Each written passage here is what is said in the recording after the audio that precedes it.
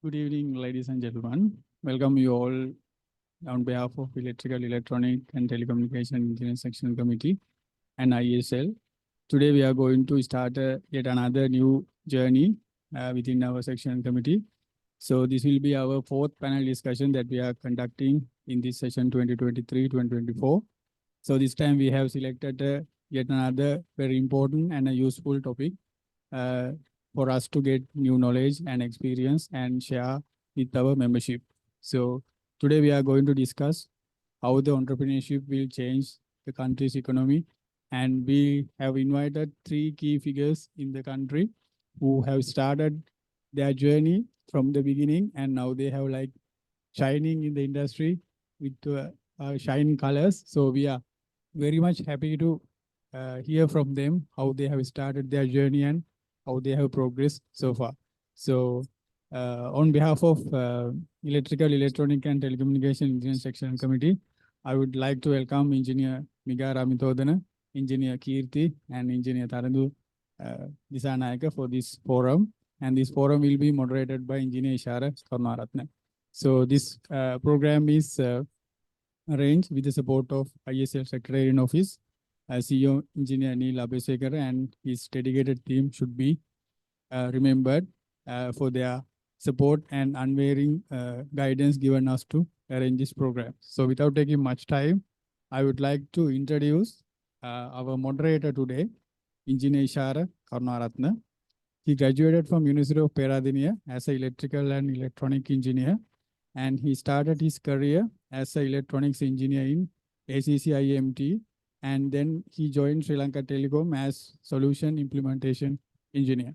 Presently, he serves as an engineer in the cloud and emerging solution section in Sri Lanka Telecom, and his primary areas of interest are design, development, and implementation of cloud and cloud native solution. I think he is the most suitable person to moderate this program. He's a very emerging and very talented young engineer in Sri Lanka Telecom, and he's an asset to country as well. So without taking much time, I would like to invite Engineer Ishara Karunaratne to moderate and go away this flow ahead. Over to you, Ishara.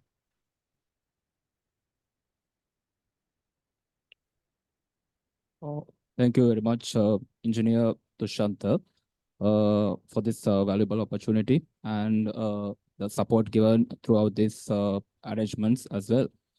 So without being further delayed, let me introduce officially the today's panel. So I'll first go with their profiles and introduce you them officially to the panel.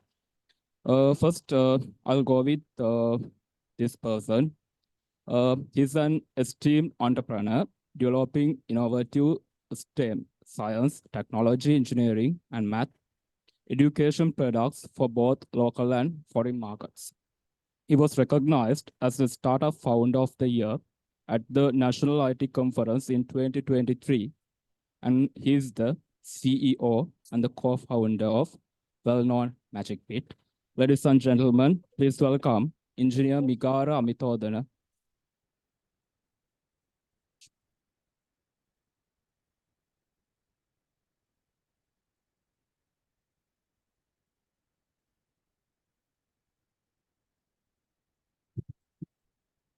Next, I'll go for the second panel member.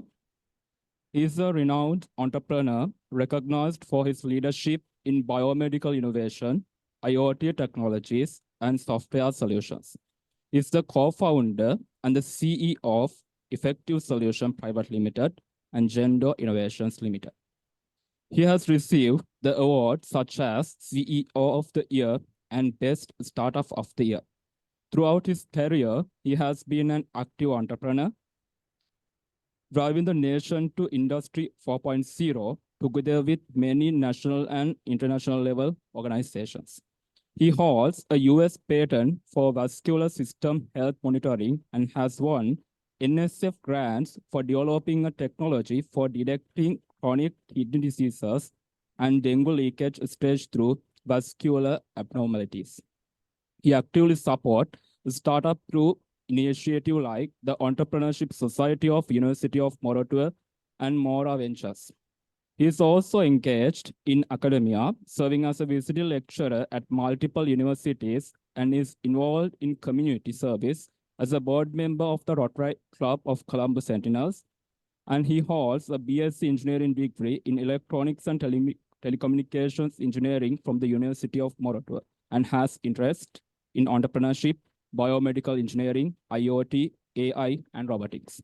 Ladies and gentlemen, please welcome Engineer Kirti Korituakku. Now I'm going to introduce you, the third person of our panel. He's a visionary entrepreneur who has founded Square Mobile and Shoutout Labs, focusing on enhancing customer communication through technology. His journey began in 2011 with the success of World Puzzle, an SMS-based game, expanding to over 500,000 subscribers globally. Recognized as the Young Entrepreneur of Sri Lanka in 2015, he represented the country at global awards and the International Visitor Leadership Program in the US. In 2016, he founded Shoutout Labs, aiming to personalize interactions between businesses and customers. Under his leadership, Shoutout Labs now offers 4 SaaS products and serves clients in over 10 countries, showcasing his expertise in customer experience innovation. Ladies and gentlemen, please welcome Engineer Tarindu Dasanayaka. So, without further delay, let's go for the today's proceeding. Actually, it is planned like this. First, we will have a small presentation from 3 of our panel members. And then we have a prepared questionnaire for them. And finally, we will open the panel for the participants to ask questions. And we have planned this event around 7:30. So depend on their answers, that can be finished earlier or maybe go further as well. So without further delay, let's go for their presentations.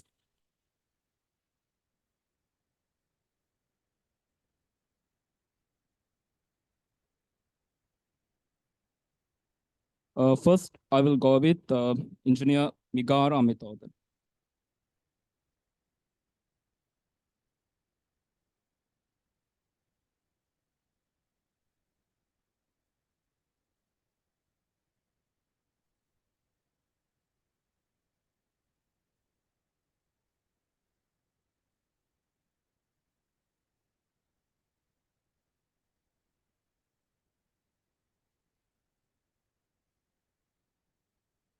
Hi everyone.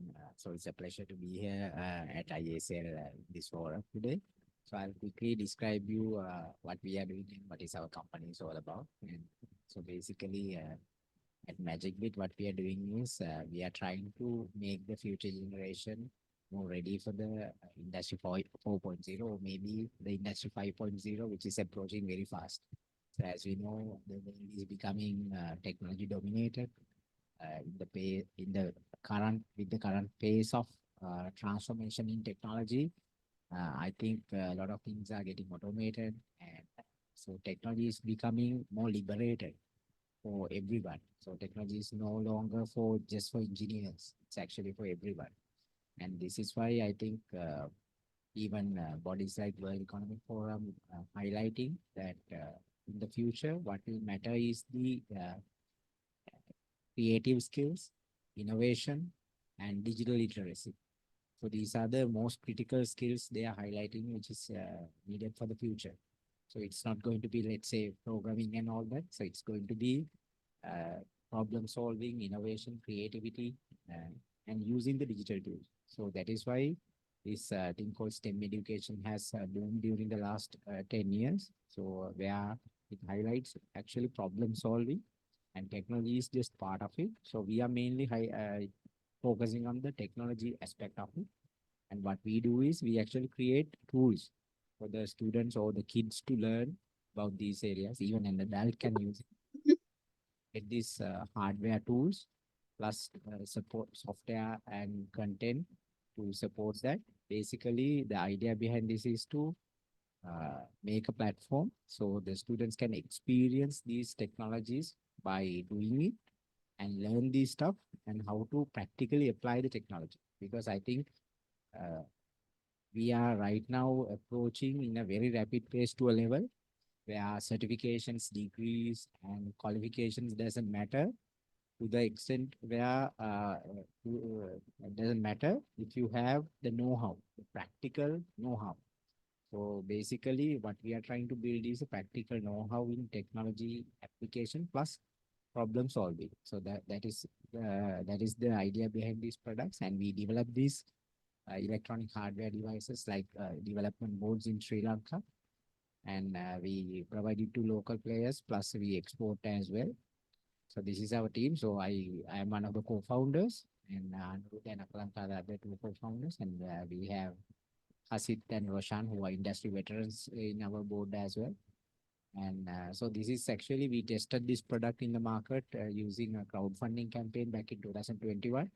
So it is actually the first internationally crowdfunded product from Sri Lanka.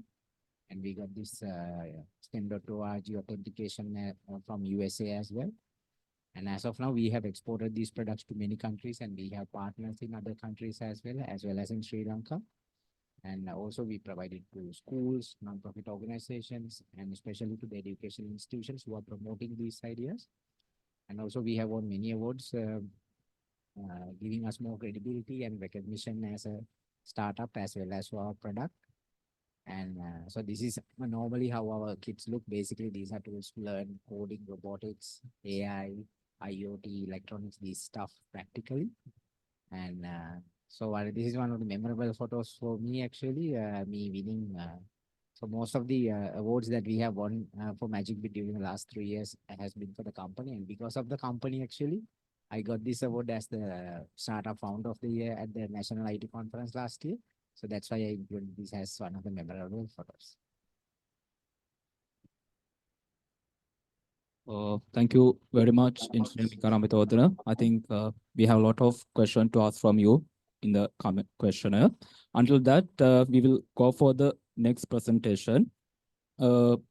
Actually, we theme this presentation as my story, so that they can come here and present their viewpoints, how they start their journey, what are the challenges they faced, and this will definitely give a motivation for our audience today who has joined with us. So that is the purpose of this my story presentation. So I will go the next presentation with Engineer Kirti. Let me share the screen.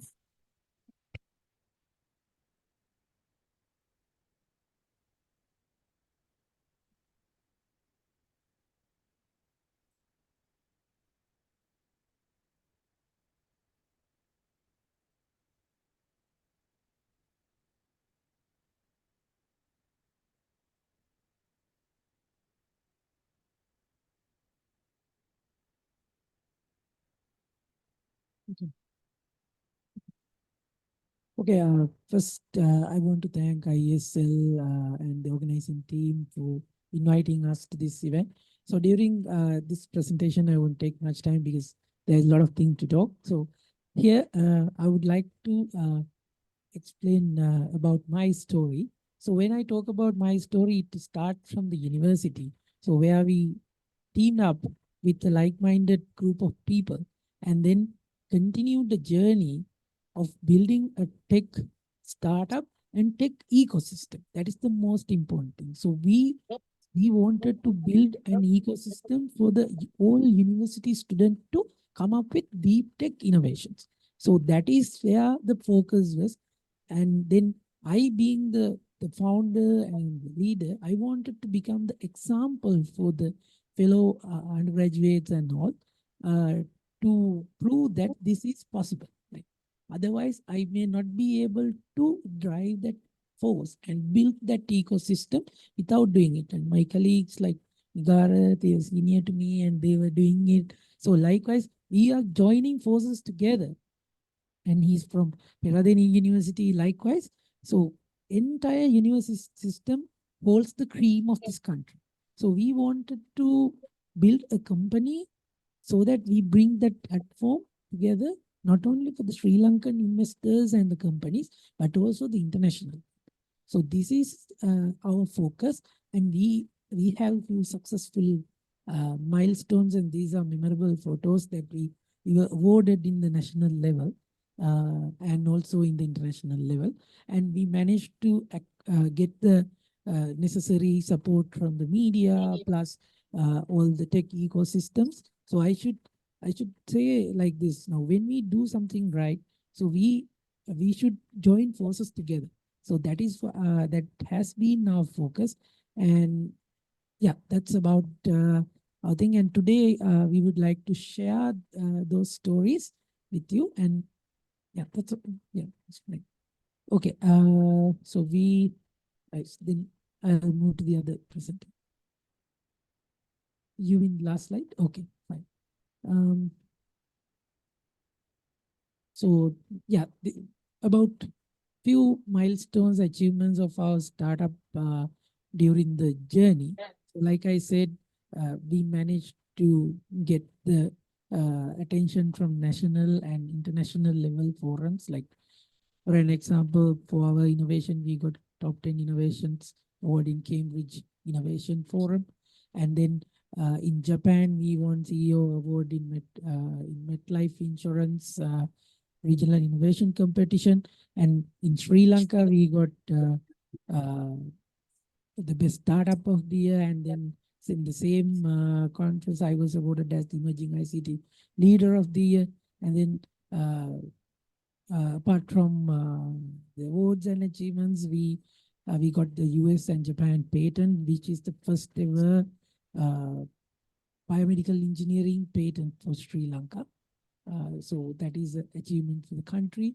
And then we did research publications like an academic institute. So we wanted to get the attention from the international research community. So that, I mean, basically when we do business, sometimes we forget the research community. We are a strong believer of the university industry collaboration. So we wanted to have that as well. And then about the WIPO AI conference about the frontier tech. So we managed to represent that AI conference as well. So those are the few achievements in the international level. Thank you. Next, we will go for the next presentation as well, which will be done by engineer Harindu.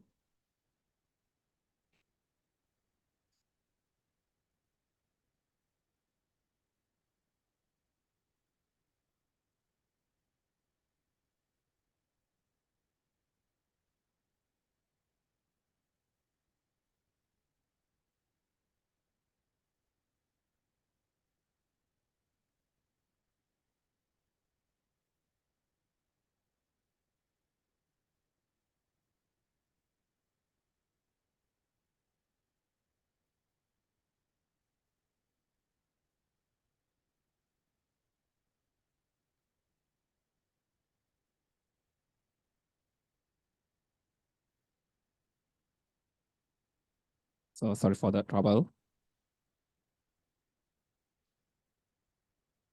When we are initiating this forum, actually, I give the panel members a lot of trouble for the presentation and those things actually. I think they have done a great job here. So let's go for the engineer Tarindu's presentation. Over to you, engineer Tarindu. Thanks, Ishara. Okay, so I added actually my story as well. I added the journey behind Solar Labs, and then I added few things about the software products. I thought I can add a few thoughts about the entrepreneurship as engineers. So I'm Tarindu, and I'm a founder and CEO at Solar Labs, and we started a venture called Score Mobile prior to that. So I started my journey when I was in the university as an undergraduate at University of Peradeniya. So I followed computer engineering. So by the time I added few photos, I'll quickly go through. So when I actually at the university, I started this application called EETESC. That is a sudden thing. I mean, I jumped into this entrepreneurship um, without any plan, basically. So I just have this developed this application, which was a competition done by EETESC by the time, and so we actually I just developed this product for the competition, and then we won some awards for that, and then they started actually promoting, and then we started getting subscribers. So we actually starting making some revenue with this product. So I thought, okay, we can build some products, and also we can actually convert this into a company. So that's how we started this car mobile without much plan, basically. And we thought like we can develop more value-added services because there's a value-added service for the telecoms. And then, so we graduated in 2013, and we started our first office in Kandy. And meanwhile, I was in university. I got a chance to participate this competition, not a competition, basically a business conference and award ceremony in India. So I got because of this word puzzle application, which was in the edutainment application category, and we got a award, and also I got actually chance to explore a bit about the business world as well. So after come back, actually, I thought like this product we can actually try it out in other markets. And this product is not for the developing world, developed world, but there are emerging markets we can actually, similar markets we can do this product. So that's why we started this. I was reaching out different partners in different countries, especially in the Middle East and also the Africa region. So then we got a partner in Nigeria, and they actually, they were willing to, they also starting up, and they want to actually bring this product to the Nigerian market. So that's how we deploy this product in the Nigerian market. And then we actually got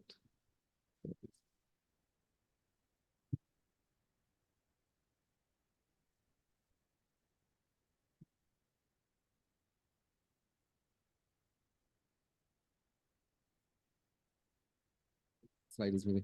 Okay, so basically, so we actually started this project in Nigeria, and then we got 500,000 subscribers in the Nigerian market, and that was actually great success for us within 2 years, and that was our main funding method for the company, and we started doing other projects as well. So especially then I actually get into this software as a service model, and we did other products as well, but some of these things actually got failed. I mean, we couldn't succeed with those products, but we started Shout Out, which is a SMS business texting tool. We started in 2017, and after that, we saw there are opportunities that in the SME market, and also this customer experience domain. There are more products, more software that we want to build.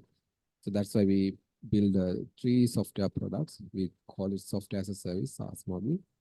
And namely, we have this omni-channel communication platform connect these different channels like WhatsApp, Messenger, and website chats into a single location. And also we have this conversational AI solution and our SMS solution and the loyalty platform for businesses to build better customer engagement. So today, we have this. So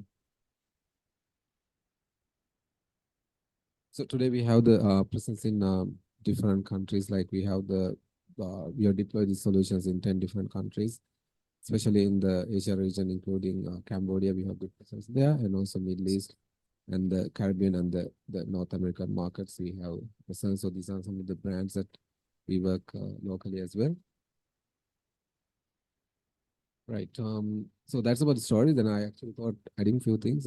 Maybe we can discuss at the panel, or I can quickly go through. Right. So since I was actually in the software product industry, which is we call SaaS, software as a service model. So I thought like adding a few thoughts about entrepreneurship, and as an engineer, how you can become an entrepreneur as well. So I was at the university. I think university is one of the best time to start at university. I mean, maybe all the participants or in the call and they are not actually probably not in the university. But my point is basically if you are starting early, that's a great advantage. And if you're in the university, that's also good because you don't have much of A pressure. protest organized by the Jana Aragalaya. Yeah. So you don't have much of pressure to actually yeah.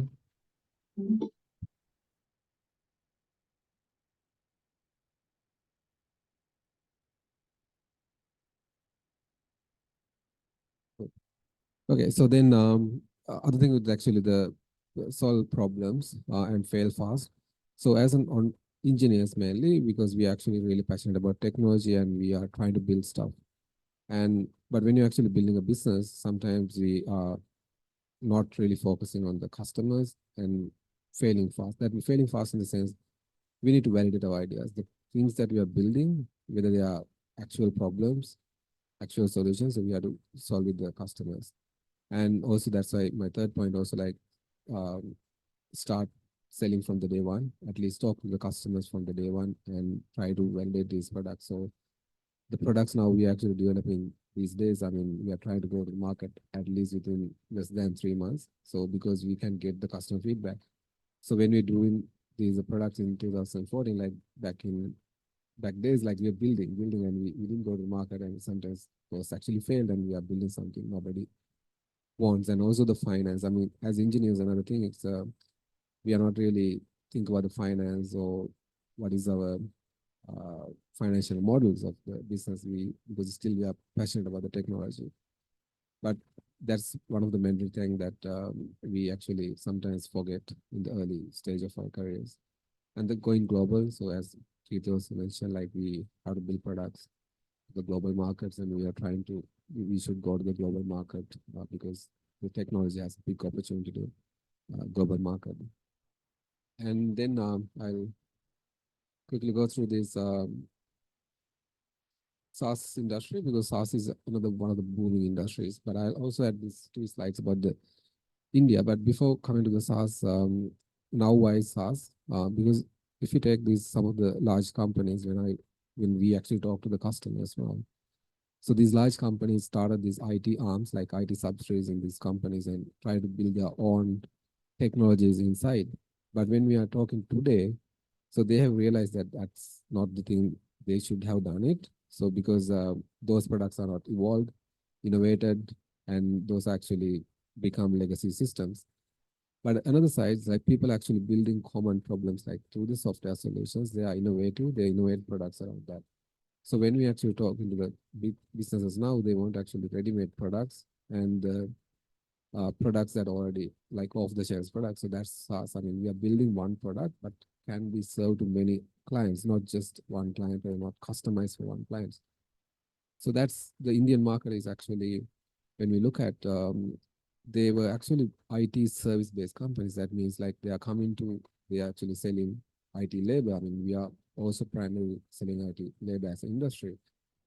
But now they actually move into a product nation. So they highly promote this product as like building SaaS products, and they actually becoming primary drivers for this. And they have a lot of unicorns in the Indian markets right now. So that's so they have actually built unicorns is a 1 billion worth company, and they are actually building more and more billion-dollar companies in the SaaS industry. So that's eye opener for us because as an industry, as a country, I think we should as well build products, not just selling the labor. So finally, so the AI is actually, I want to talk about a little bit about AI as well, because now the industry and everything is now changed by AI. So when we see the ChatGPT and these technologies, we suddenly realize, I mean, AI can do a lot of things. I mean, how the AI has changed. It's not just the AI and also the customer experience that they brought. Like you can do a chat, you can get things done. So all these complex softwares like ERPs and all these complex softwares are going to be more simplified, and the user experience is going to be completely changed in the future.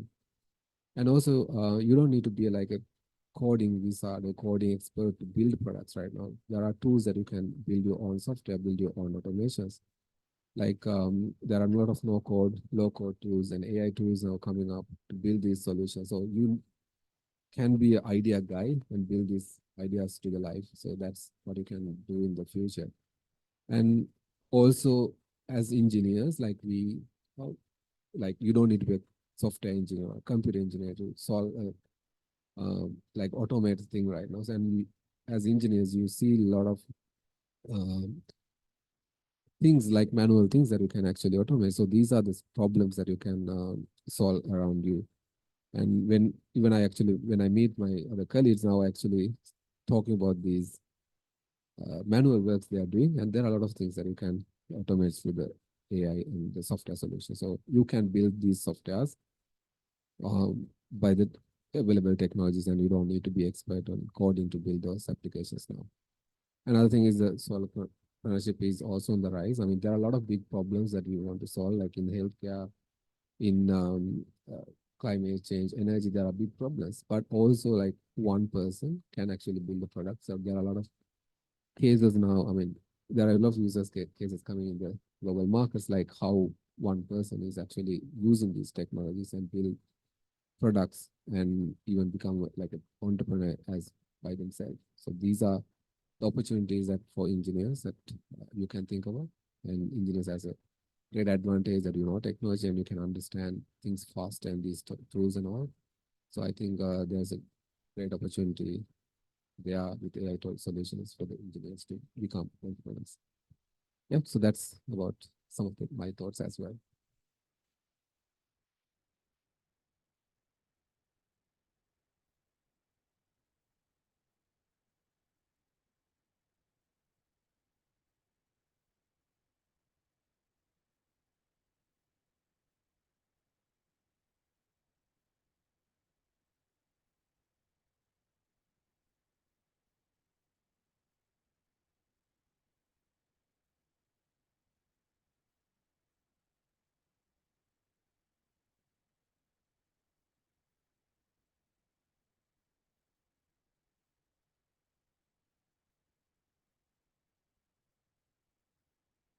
Okay, I think we are done with the presentation. Now let's get to the most difficult job. It's like a Q&A session for them. So actually, when initiating this session, when we initiated this session, I had a small discussion with them. So how we can plan this event, how we can make this event a success actually, because we see a lot of entrepreneurship programs and they talk about a lot of topics, but actually as someone who's interested in starting his own business or something, so they sometimes don't get a lot of things out of that. At the end of the topics are sometimes very deep and very technological things. So what I wanted when we are initiating this session was that for the audience, I wanted to deliver something, not a lot of things, but something how they can uh, start their own business, how they can start their own entrepreneurship journey. So I discussed with this esteemed panel. So how we can deliver the best out of this panel discussion to them, so they motivate, and also they can step out from the barriers they have and start their own business. So let's start our panel questionnaire. So I have planned with three this questionnaire. The questions are not very deep actually. They are very simple questions, but out of the questions, by their answers, you will get a lot of things. So you will learn a lot of things how you can get, how you can start your entrepreneurship journey. So as a start, at the start, let me go with a very simple question for them. I think I think some of you have mentioned that in this entrepreneurship journey, you have a lot of people that motivate you, give a lot of guidance and those things. So this question is for all the panel members actually. My question is just a single answer I expect, not a detailed one actually. Who is your role model in your entrepreneurship journey? A single answer.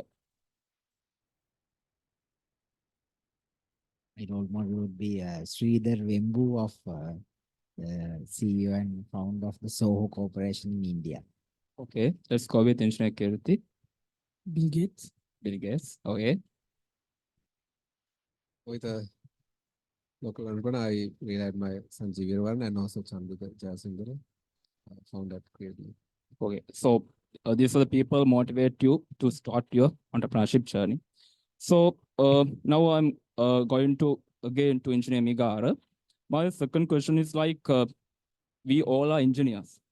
We are coming from various backgrounds. I think even though this is organized by the Electrical, Electronic and Telecommunication Engineering Sectional Committee, I think I actually initially named this name of the session as the entrepreneurship skills in electrical, electronic and telecommunication engineering. But I again rename it to make this session more common for all the engineers from other fields as well, civil, mechanical and other fields as well. So I think in this question, I expect two parts. Like for the electrical and electronic telecommunication engineers, I think all of you are from that background. So one answer for them, and for the overall, for all the engineers who are going to start their journey as entrepreneurship in this entrepreneurship journey. This is my question. What essential skills do you think are needed to succeed as an entrepreneur in your field? I think even as an entrepreneur or even as a professional, it's very important to have this problem solving skills and the curiosity to solve the problem.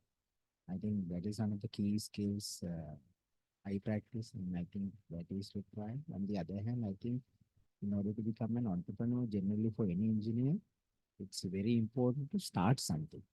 I think being initiative and starting something, starting to solve a problem, because we get millions of ideas, but if we don't execute them, it doesn't matter. So this starting something and being initiative is another thing. And the third thing, the quality I think which is important is maybe being innovative and open-minded about what's happening around you.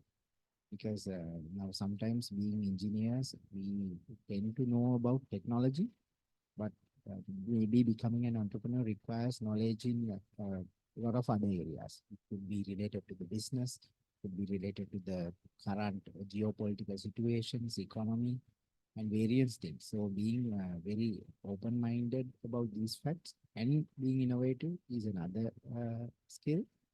And the fourth thing, I think that is required for all the engineers who are keen on entrepreneurship journey or even becoming very good in their profession, it would be definitely the soft skills.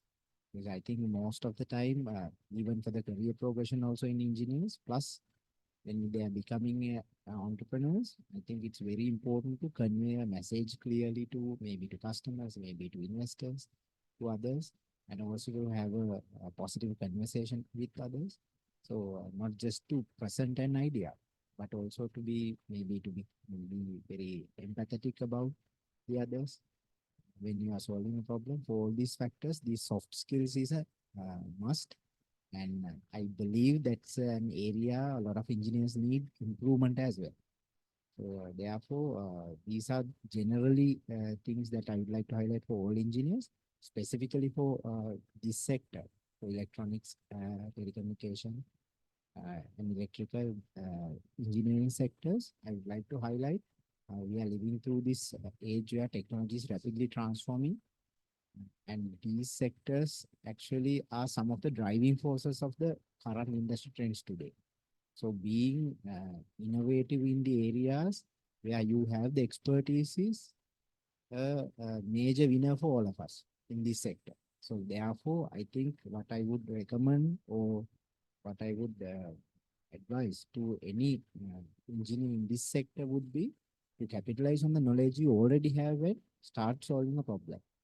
And that will be a major winning point for all of them. So those are some of the essential skills that I would like to highlight for the engineers if they would like to become entrepreneurs. I think we all got a very detailed explanation for that.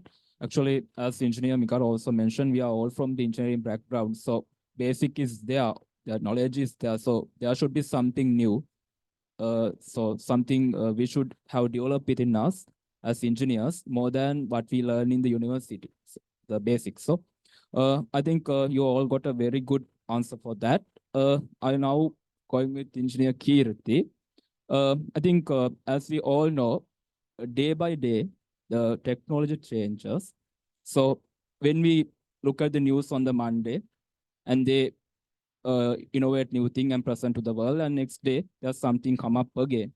So in this entrepreneurship journey, since all we are all from the technological background, there's a problem that how we can remain within the market when this day by day new technologies come. So how we can remain in the market, and most importantly, we need to have updates from the world to match with our entrepreneurship journey. So my question is, how do you stay updated with the latest technology and market trends? I think timely question. And also I would like to relate to the previous question, okay, what skills that engineers require. So let me like add something and continue to answer my one. So I'll tell you one word, leadership skill, right? So if you want to become an entrepreneur, one way or the other, knowingly or unknowingly, you will become a leader, right? Because that is the only skill. It's very mathematical, right? That is the only skill in the world that you can own others' time, right? Because you are bounded by your own timeline, right? See, even though you are the super person in the world, you have only your time. But when you have the leadership skill, you can really drive another person's timeline for a collective direction. So that is the success of an entrepreneur. So that is the real teamwork, right? So that otherwise, none of the entrepreneurs will become a real entrepreneur. So that focus skill must be there. Then I'll come to the second question about the technology. Then again, very similar. So in this technological world, like you said, it's updating every day. So that is why I told you the university industry collaboration is a must for a especially a technology driven company, because university is there to work with the knowledge and generate new knowledge and also make the mistakes, right? Because when we try the new things, we are there to make mistakes, because if we try beyond the boundary, definitely the new knowledge come with the mistakes. So what we do is, so we know the senior people, they have the right practice, right level of like governance and all in their experience. If we can couple them with the young people who can try, who has time, so they can try out various new technologies, and also, like I said, the university industry collaboration. So those kind of collaborations we can encourage. So through that, so I actively practice that in our organization. So that is how we keep updated, and I encourage all other engineers, because everyone is coming from that kind of a background. You have the roots in a university, you have connections in a university, you're always connecting to maybe some young people. And the best thing is use your interns, right? Use your interns to do that. And the intern will learn something and you will learn something. Don't be afraid to learn something from the intern, right? So most of the time, like people are thinking that intern should learn from us. And so that's the only thing, right? But intern has the time, so intern can do. So therefore use the intern wisely. So that is my advice on the technological level. Then you can be updated as anyone, like fresh grad. Right? Okay. Let me add something as well. So this is not in the questionnaire. So can I know one thing when I listen to you for as normally, how long you're spending on the social media per day, like Facebook, Instagram, or something like entrepreneur? Yeah. So it's like this. Average Sri Lankan citizen spend about 6 hours and 50 minutes in social media, right? So that is the average Sri Lankan citizens spending time in internet and social media things. For an entrepreneur, so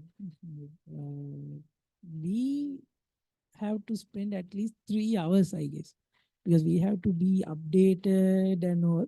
So from my side, I think collectively, when I look at my phone, I can get updates about how much time I was in this site, I was in this site. So on average, maybe there are around 3 hours. Okay. But I don't encourage everybody to be like that. So that's my general behavior. But that is the average Sri Lankan behavior also, for your knowledge. Okay. Engineer K, thank you very much. I will go for the next questions to the engineer Tarendu. So it's normal for people to do a lot of mistakes, right? In the as undergraduate sometimes, or sometimes in our industries, we do a lot of mistakes. I think normally if we are in a company or somewhere, if we do a mistake, that most of the time will be bear by the company, right? And but if you are an entrepreneur, if you are a CEO of your company, then if you are do a mistake, then that will definitely influence to your total company. So my question is this: what common mistakes should be avoided by aspiring entrepreneurs in our field?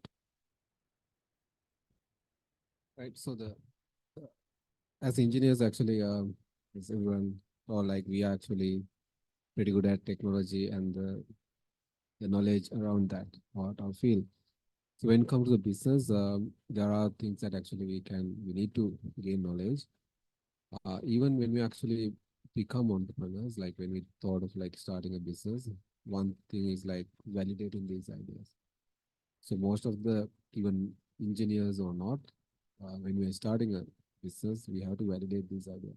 But engineers are doing that uh, like that mistake a lot because we are really passionate about technology. We are really passionate about building stuff, and we are really happy when something working, right? So, but sometimes that's not the people want, right? So that's something that we are enjoying doing that. So we have to actually validate the ideas with the people, with the users that who wants this solution. So if I build something or can be a software solution, it can be something IoT or if you can be some product, tangible product. So there should be users using this product. So we have to validate this idea. That's one main thing I would think, because if you don't have customers, you don't have users, you can't build a business. So that's the main thing. And we did this mistake a lot when we started. We started this software solution trip planning back some years back. But we were building, we really like that product and we build, but when we put it out there and we have users and user experience was not that great for somebody to use the product. Another thing would be like some of the knowledge around doing a business. As an example that I highlight is one is the finance. Right? We sometimes we don't really look at the numbers. Basically, what is our basic things like what is our gross profit margins, like our net profit margins, and whether we are actually really making with this product. What is our price point? How are we going to price this product? Whether it's based on our cost or whether based on our value what we are bringing. So how do we sometimes still struggle with costing on products? So but that's something that we take experience, but you can gain knowledge on by at least reading stuff. Another things like cash flows and whether we are really have some attention on cash flows and the revenue projection, all these things. You don't need to go in very detail, but you should have some sort of a knowledge how these things work. So you're not doing bookkeeping, but you should have some idea about these things. And other general things, like doing a business like legal. So those are main things that I see. There are a few other things that you can look for doing a business as well. So and keep up to date with the market and the technology, because that's changing. So that's also, I think we have to be updated. We should not do that mistake of doing what we're doing. But we are doing it very good, but it can be changed tomorrow, because that happened to us as well. Is AI thing, like we were doing chatbots. We started this chatbot product in 2020, but overnight that product is no longer valid. That technology is no longer valid because right? So that happened. So we have to do that, and we have to adapt. Yeah.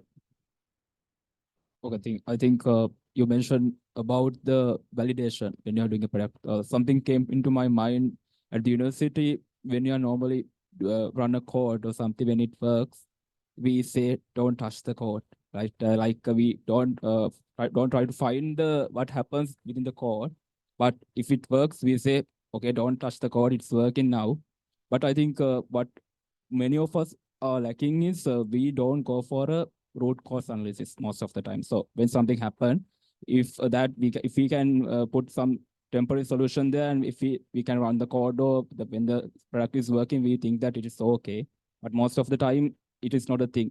So I think the validation and you are analyzing the matter correctly is more important, so that in the future you will see, and you will do that in a more easy way. So I'll add something for that as well. So I'll go for next question. This is for all, actually.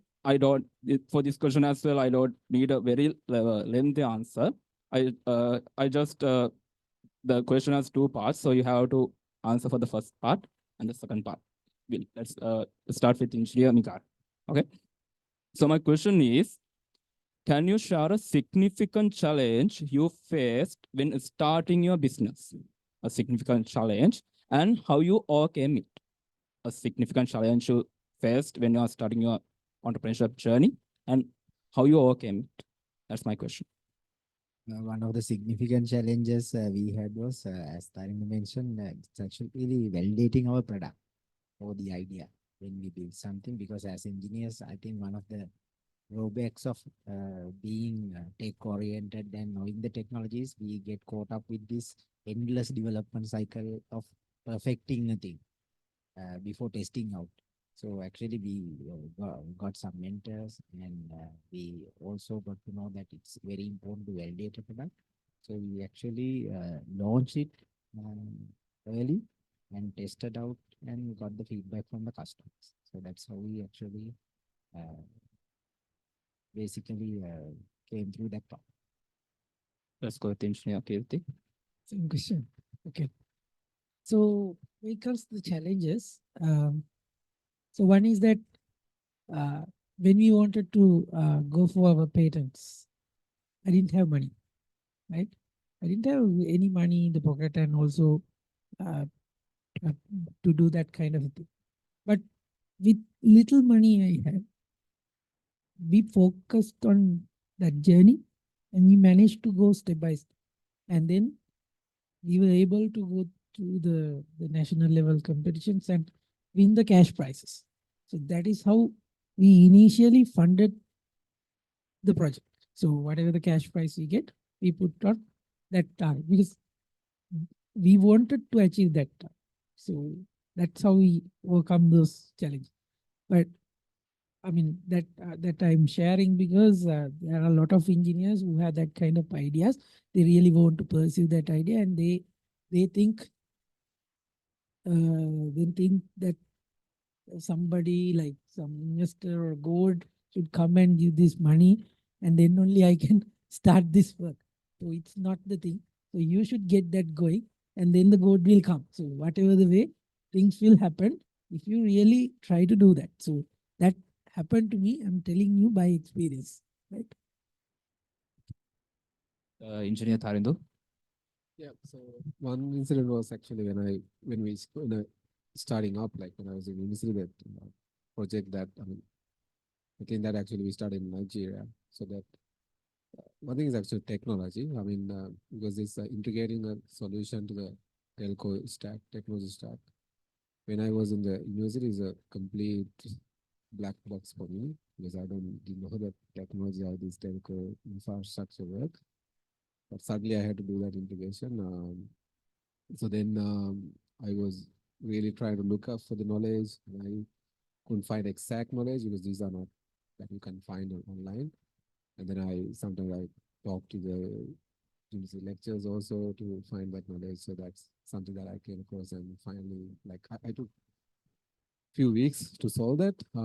That was basically knowledge gap that I had.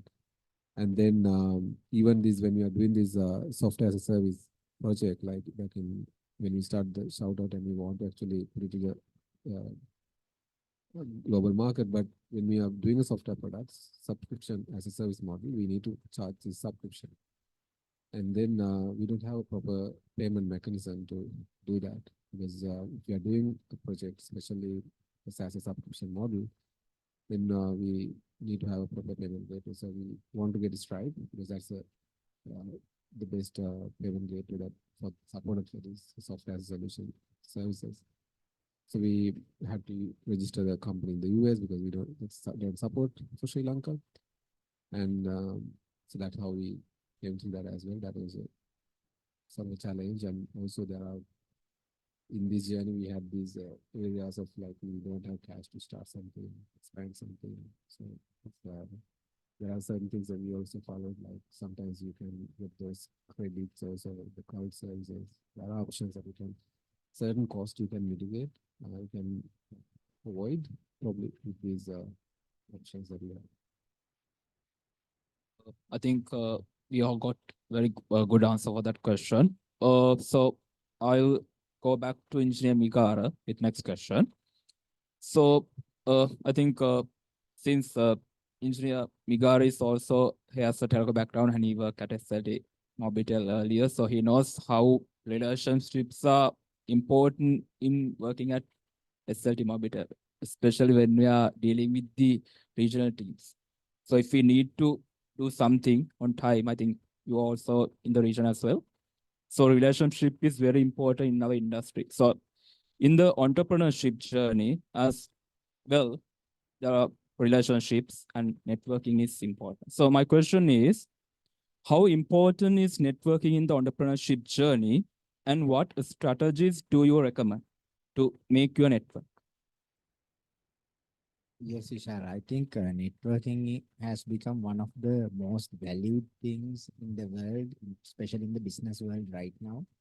So we can pretty much see it because of all the events, conferences, and so many things happening around the world to strengthen the network among others, especially in specific industries. It's needless to emphasize how important is networking, because it's quite evident. And I believe some of the strategies we can follow to improve our network, especially when we say networking, it's not actually maybe, let's say, just connecting with someone. So I believe it's kind of establishing a meaningful relationship with someone, which is kind of mutually beneficial. Let's say if I got to know Ishara, we know each other for a while, and you know me good enough to recommend me to someone. So if you can establish a relationship like that with someone, I think that is proper networking. And in order to do that, from my personal experience, I have seen that it really works, especially with the different associations and all, like professional bodies, even like IESL, and also with, let's say, other associations, like I think he mentioned Rotary, like West Rotary. So I've been, I haven't been in Rotary, but I've been in, let's say, Toastmasters. I've been in Rotary in the university. So that actually helped to get to know new people and have a chat with them and associate them for certain time. So they also have a confidence about our skill set and all. So that sort of associations, even in the professional capacity as well as in the civil society, actually helps.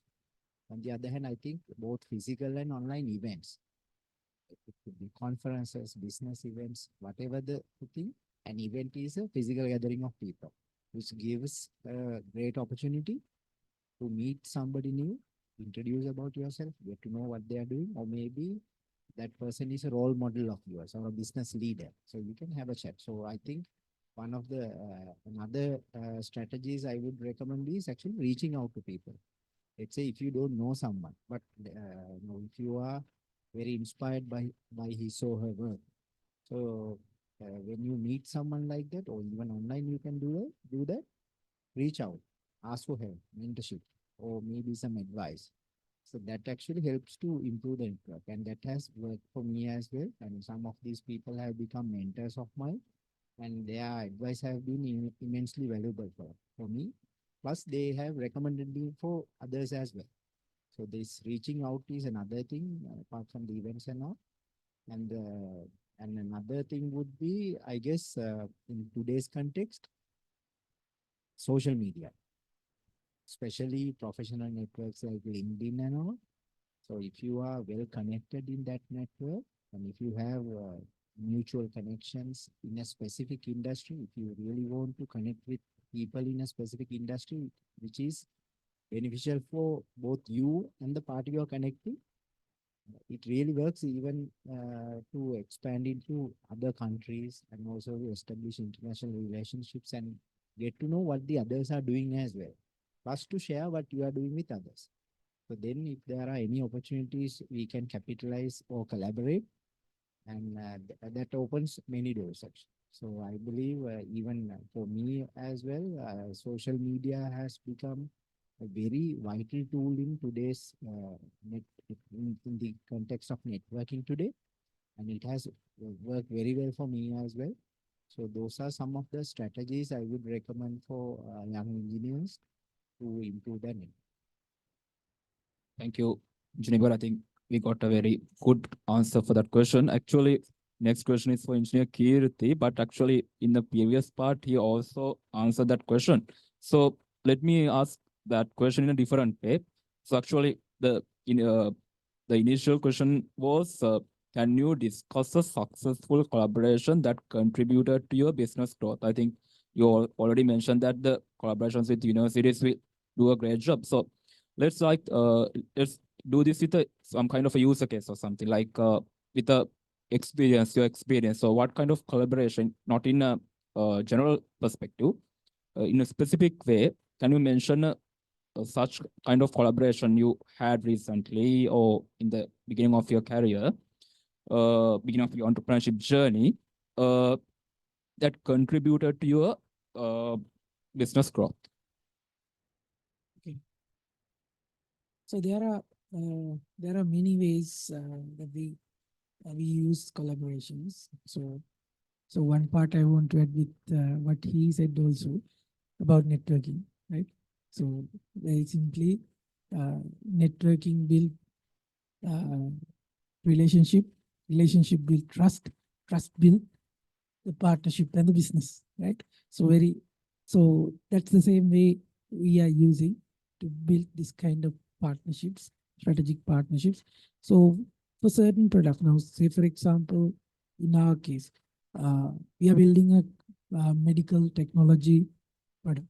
So we need the collaboration with medical professionals and also hospital chains and also insurance companies. So we managed to reach out to these people and establish a long-term partnership with them. So that eventually gave us a very good success to achieve the milestones collectively. Like otherwise, we will never be able to achieve such milestones. And when it comes to our like intellectual properties, like patent kind of things, so we searched so many like resources in Sri Lanka. Some of the resources are not here. Why? Because the demand is not there, because that kind of things, deep tech stuffs are not happening in a regular level. So we managed to reach out to some international collaborators. And by doing that, we were able to identify the right ways and the right practice. So that is why we are here today with all. Otherwise, those things will not become a success if we were not being guided by the right people. And also, when it comes to collaborations, maybe you have these questions in the future. So we need the right mentorships, support, right? So one of my greatest mentors is here, right? So he advised me to structure the business and all that, right? So without his advices, I will become a failure, right? So because that's the kind of support we need to go to the business world and do the business in the right way. Otherwise, we will never be able to do the right. Therefore, if we go together, then we are very much strong, right? Now, when it comes to one last thing, we have apart from these medical product, we have some SaaS products. So we establish partnerships with organizations like SLT, right? Why? Because SLT has the network. We cannot go everywhere in Sri Lanka. We cannot do that, right? But they have that, and they can monetize on that platform. And we, as a technology company, we can facilitate. We can become the technology arm and keep on innovating, and we can improve the product. So I think best example is Shout Out. They are doing it very well. So likewise, we have been establishing those kind of partnerships every day. So for your question, my answer is it's a journey. We have been establishing so many partnerships like that. Thank you, Engineer Kirti. I think collaboration is one of the key factor in your entrepreneurship journey. So I think Engineer Kirti provided a very good answer for that. I'll next go with Engineer Tarindu. So I earlier as well I mentioned that the industry is fastly change. So there are a lot of things coming in and a lot of things going out. So it is very difficult to remain in the business with this fast changing industry and the trends. So my question is, how do you ensure your business remains adaptable in a fast changing industry? Yeah, definitely. Software is the most fast changing, like technology is the most fast changing industry right now. So every day something happen and something getting new, like totally. I mean the products or the ideas because it's re-innovate fast manner. So I think one is like we have to be aware about what's happening in the world. Like we should have some sort of platforms that we are following to get that knowledge. It can be social media, YouTube. So there are things that I'm following, listening to talk. These days I'm a lot of listening to this NVIDIA CEO's talks about how he's talking about AI because it's a very we don't know what's the future. Right? I mean, sometimes very unclear what's happening in the future. So I think I'll watch a lot of NVIDIA CEO's talks last few weeks. And likewise, you can actually get the knowledge, but sometimes even we have the knowledge, we can't apply, right? Because we have these day-to-day works, we are doing the business and we don't have resources to apply all these things to our products, right? So then, as Kirti mentioned, is a very valid point about these internships and all. So we can actually, because we don't have like a lot of, as a startup, we don't have a lot of R&D project budgets to like allocate people and do stuff, right? So recently I was actually following this with an intern actually, like work with these new stuff, like work on these AI stuff, and even with this no code tool, we actually use a tool called Bubble, and we can actually build a software solution in a very fast manner, and we can even validate that idea, like we can get an MVP done. An intern can actually operate then and get a good product that software developers actually would take a little more time to build that. So that way you can do some experiments because we don't have like luxury to do all the things happening in the world and apply to the business. But you can also keep trying out things. And so this internship model is a good way because they're also learning a lot of things and working with a startup and not doing these things like a big company because they don't get a lot of good experience there. But you can actually also good, they can also gain a lot of knowledge on that. And also you can also try out things in your business. So that's a good model that I see. And you should take that knowledge and see what's happening out there because it's rapidly changing. Let me ask another question at the same time. Just something came into my mind. This is not a relevant to entrepreneurship. So I recently saw that they have introduced a AI engineer. So this is kind of a job security perspective. So AI is coming very rapid journey. So how do you see the AI will influence our engineers for their job security specifically? So job security, yeah. Okay, so if you do the same thing like what you're doing today, I mean, definitely it's gonna be disrupted, right? Because the AI would do a lot of your work that you're doing right now. But there are things definitely like this, because now you have the technology, right? We have a better technology. It's all about like doing things faster, productivity now. Like you can what you do at you're doing today, you can do it much more, like 10 times faster in the future.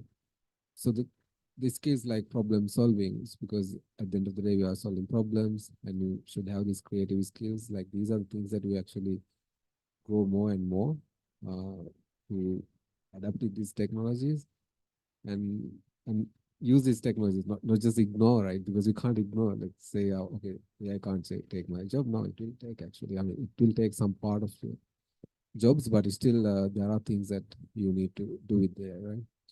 And this total efficiency, even I think when we talk about the overall, the world GDP and wealth will be actually grow a lot with these efficiency and these technologies coming out.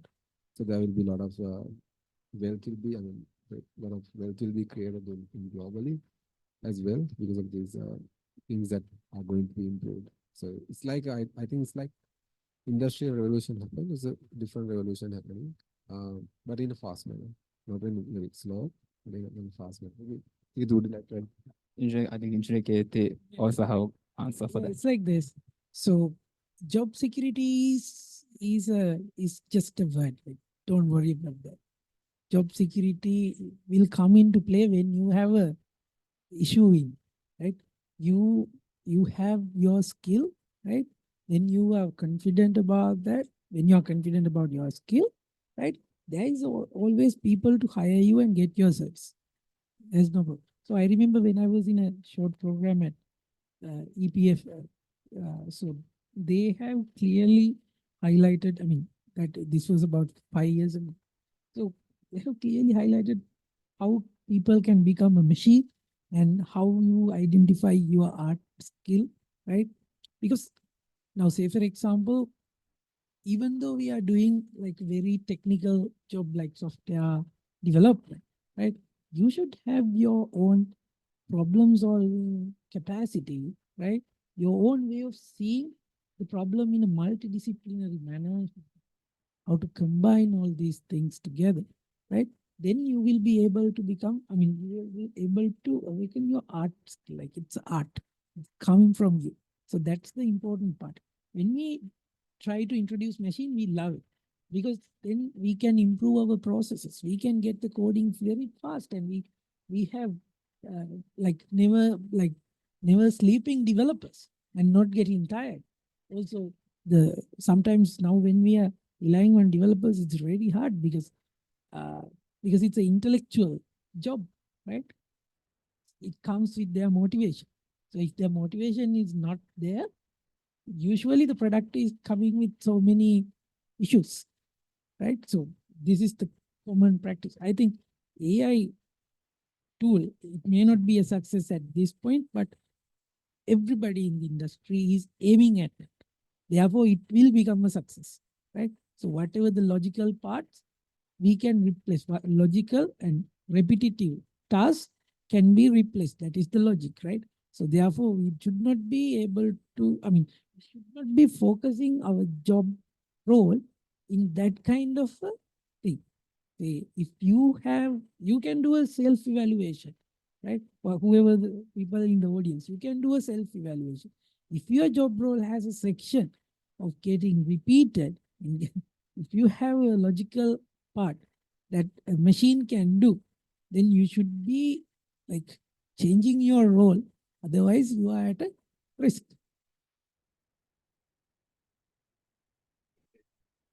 I think people would have more time in the future, I would say, because machine would do a lot of things because we used to this working culture because of the industrial revolution, right? That's how we used to get into this lifestyle. Probably lifestyle also will be changed. That's what I think, because people have more time because the AI or the automation machine will do a lot of things for us. Just add to just I wanted to add something to that. Actually, I think what we'll do is basically make us more efficient and more effective but what matters is actually staying relevant in this equation. Other than that, I think now autopilots have been there for flights and all for the last 20 years, but it has never replaced the pilots, right? On the other hand, now in most of these roles, even the technical jobs and all, it will not replace humans, but it will actually make them really, really efficient. On the other hand, we must understand all these generative AI, large language models and all that, which has actually been built upon the knowledge people and the systems have created. So still these AI and all these models are not capable of creating new knowledge, like completely out of the blue. So I think that creativity and innate innovativeness is still with us. And that is what we should be doing by automating all the repetitive tasks and things we can do out of the learnings that we have in the past. So once all these things can be automated, that innovativeness, creative part is still left for us. So I think what matters is actually just being relevant in this equation in the modern technology and being updated about all of that. It will never replace or provide any hassle for the engineers or the other professions in future, in my opinion.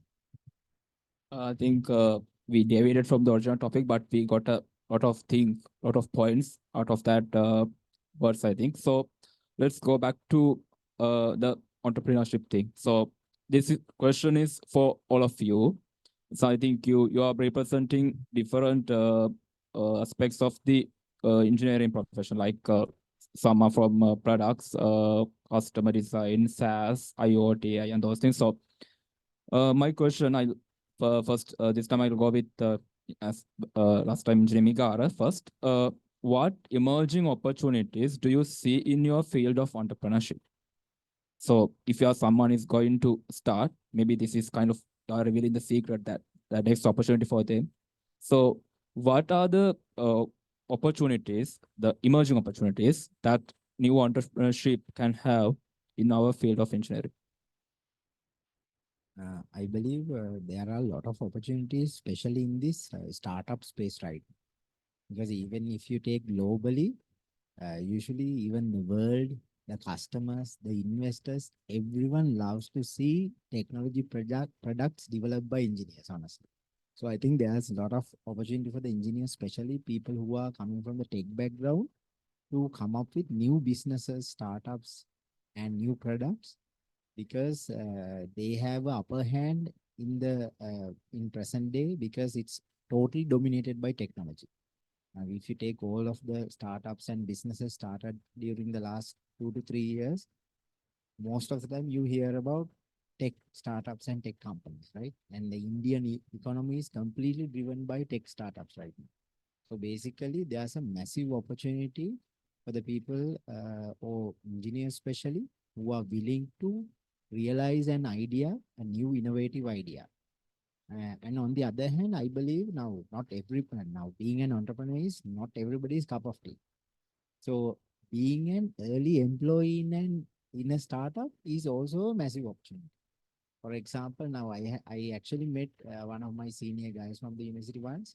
So he actually has worked in the industry for like let's say around 8 to 10 years, and then he has moved to a startup in the Asia Pacific region with some equity in that startup, right? And apparently that startup now has boomed into $1 billion company.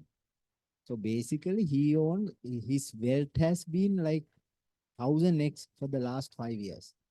So being an early member of one of these startups is also kind of a really good opportunity, because most of the companies are now looking for the tech side. On the other hand, I think in terms of employment also, there are really good opportunities, because not only startups, in order to stay relevant in the present context, all the companies are venturing into new technologies. Even if you take AI, now everybody is racing behind AI, how to integrate this technology into their business. That actually, this technology integration into non-traditional businesses and also to tech businesses and to everywhere opens up opportunities for everyone. So that is not just for computer science engineers actually. So one thing we have to realize is, let's say now if we are implementing it, AI in let's say in civil engineering or for irrigation. Somebody with that knowledge would have better chance of implementing it better if he or she knows a little bit about AI rather than a completely AI guy. I actually once met a guy, a software engineer working in Volvo. He has been a truck driver for 30 years. And this person has done a computer science diploma for like 6 months just to become a programmer. And Volvo has hired him. Why? Because he has industry experience in the truck industry for so long. So he knows about trucks very well. So actually, with his little knowledge in software engineering, he can do a lot more than a fully qualified software engineer because he knows the use cases and the actual implementation. So I believe even in the employment, when it comes to the employment opportunities, engineers have a lot of opportunities in all of these areas. And not to forget that startups and this ecosystem building right now, even in Sri Lanka and even around the world, I believe there will be really great opportunities, especially because now we are passing the COVID stage and the recession stage. And I hope the world economy will boom soon after 2025. There will be a period of another 5 to 10 years, which will have a massive growth, especially with this AI and all these technologies. During that period, I think there will be really, really good opportunities like this. Engineer Kirti. Same thing. Oh, yeah, sure. The question is, what emerging opportunities do you see in your fields of entrepreneurship? So when it comes to the emerging opportunities, so we see a big opportunity in the deep tech startups and the deep tech industry. So deep tech innovations. So when it comes to last few years, a lot of investors and a lot of companies, they found that the companies like, say for example, Baiju, right? Baiju had a huge growth and all of a sudden they collapsed, right? So likewise, they have identified so many like issues with the certain types of startups. But when it comes to deep tech innovations, they have sort of, I'm not talking this because of my thing, since I am in that space and this, since I have been able to talk to those kind of people, I know what they really talk and what they see in the future. So when it comes deep tech startup, it takes very long time to come up, but behind the scene, it spend a lot of time and it spend a lot of things on the IP, and it has so much of depth.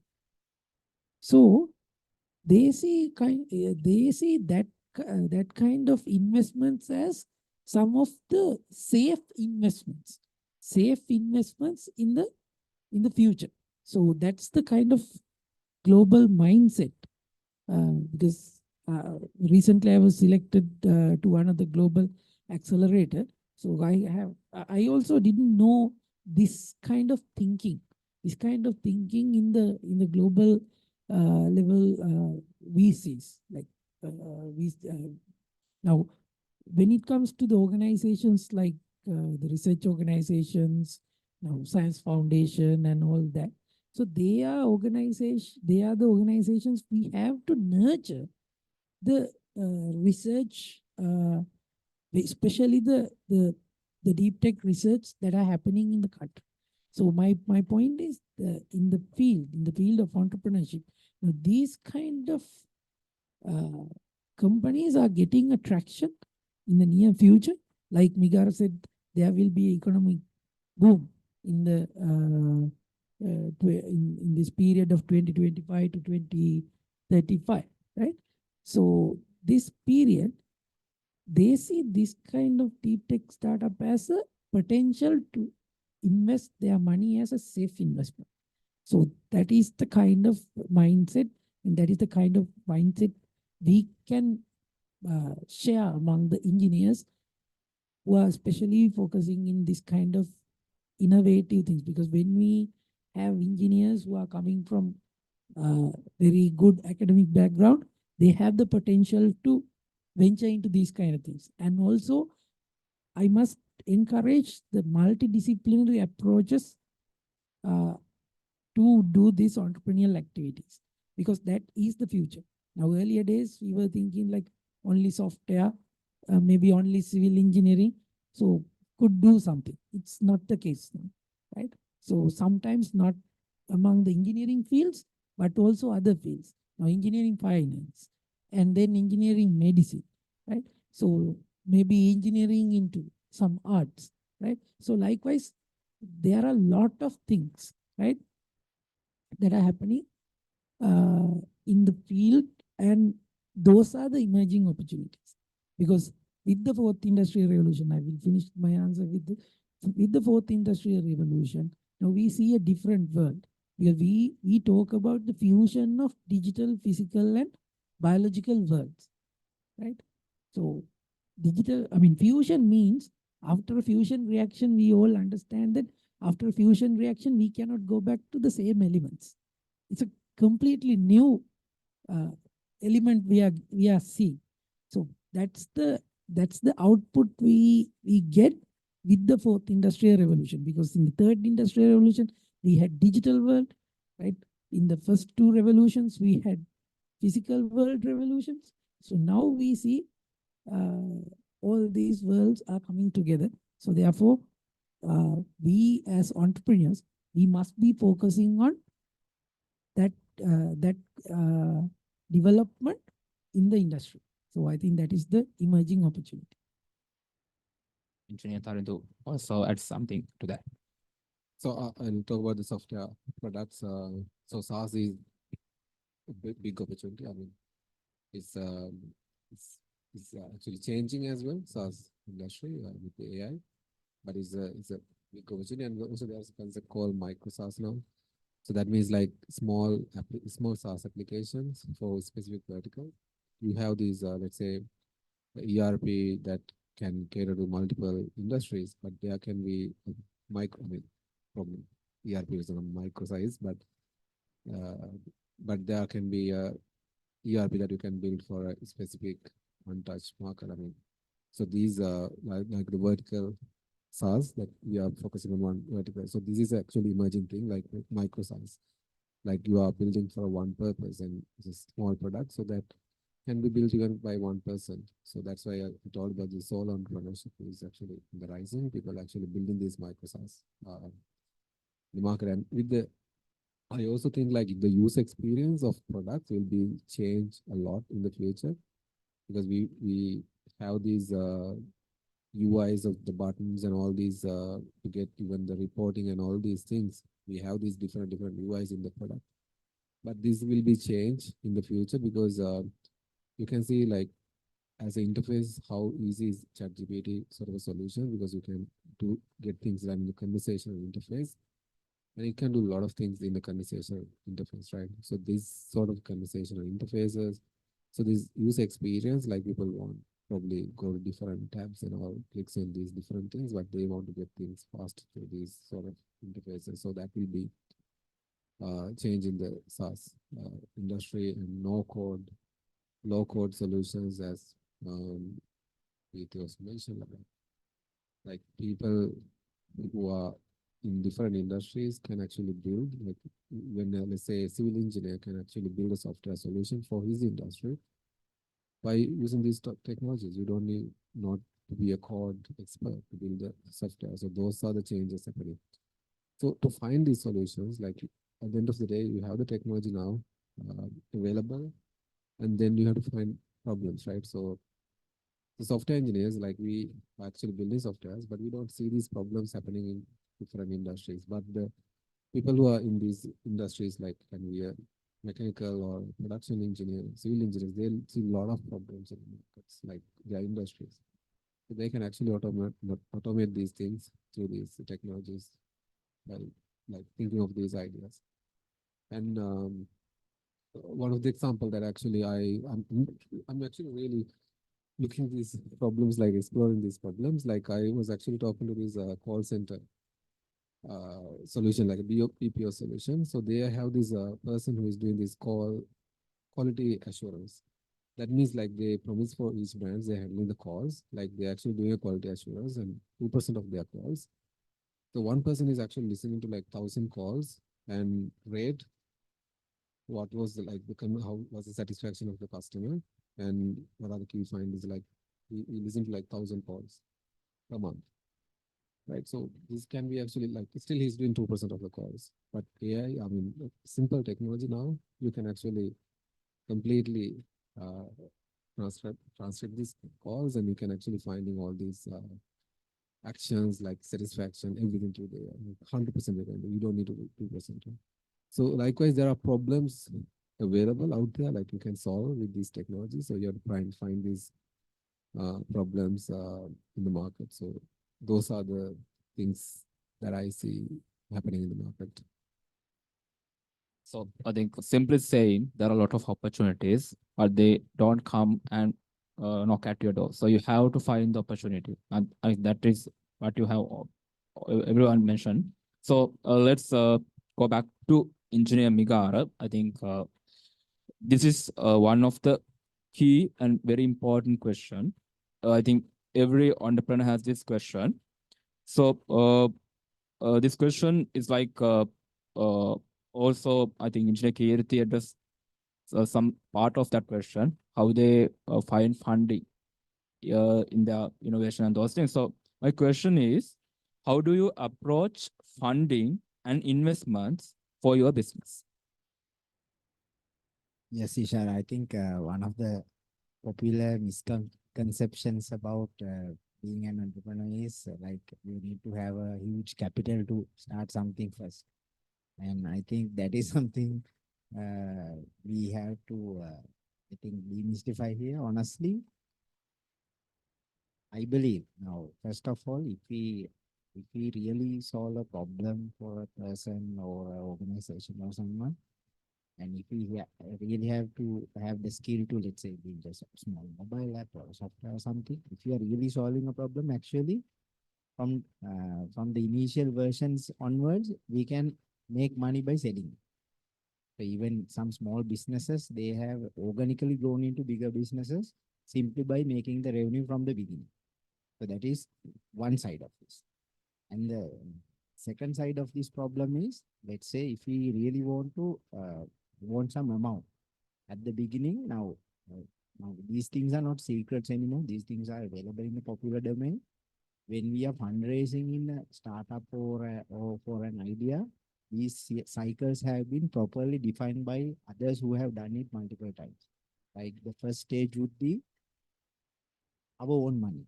Let's say, I think now most of the engineers who are listening to this or will see it later on, I think maybe about million rupees won't be a problem for any of them, right? So let's say even 100,000 rupees. So I think that should be good enough to start off something, right? So I'm pretty sure that all the engineers are pretty much capable of putting 100,000. Let's say even if it takes like few months to collect it, they can pretty much do it. So the initial money should come from the founders. Like it should be myself, or I have a couple of partners to start something. I think we can put our own money.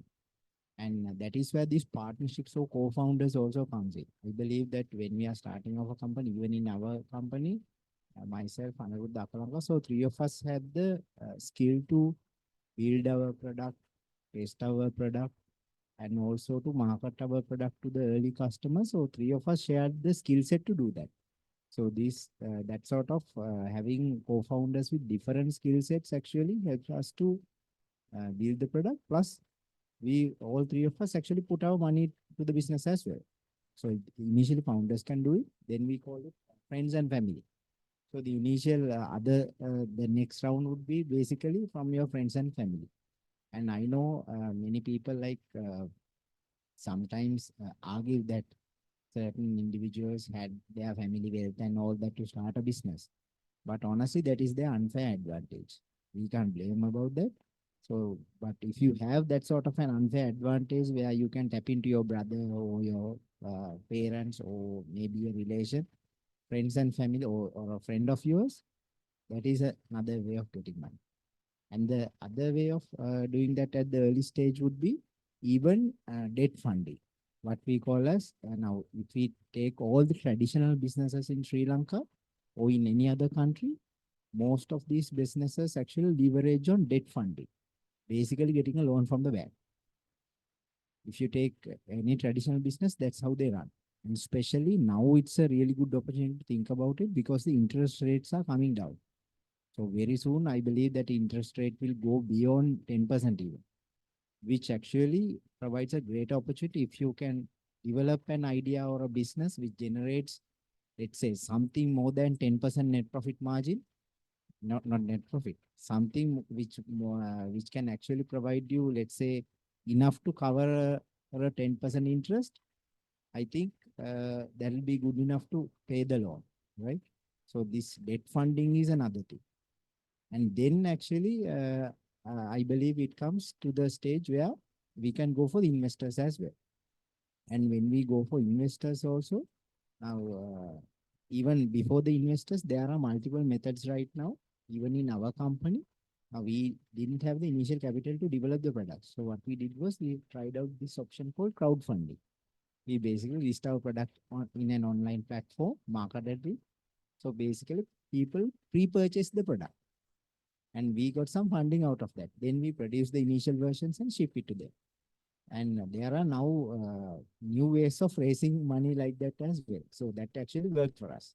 And then the next thing we tried out was, and what is actually the next best option would be to try out angel investors.